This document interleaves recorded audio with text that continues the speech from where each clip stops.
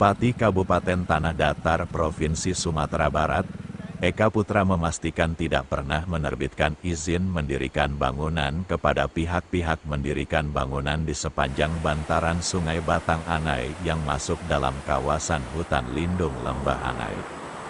Kendati demikian, Eka tidak menampik bangunan di sekitar air terjun Lembah Anai tersebut berdiri sudah cukup lama.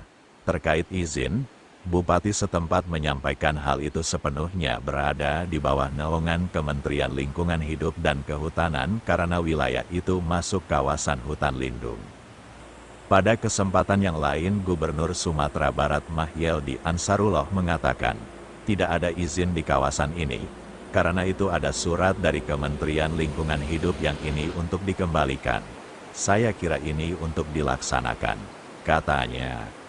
Soalnya tidak ada izin di kawasan ini, ya, dan maka itu karena ada surat dari Kementerian Lingkungan Hidup ya, yang untuk ini dikendalikan. Nah, maka itu sekira kita di daerah itu untuk melaksanakan ini.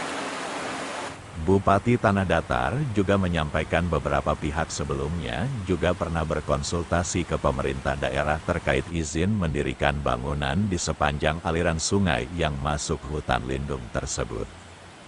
Namun pemerintah setempat tetap tidak mengeluarkan IMB karena lokasi itu termasuk kawasan hutan lindung.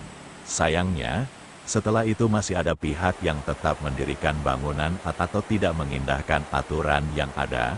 Terakhir, Eka Putra mengimbau masyarakat yang hingga kini masih bermukim atau mendirikan bangunan di sepanjang aliran Sungai Batang Anai agar segera pindah.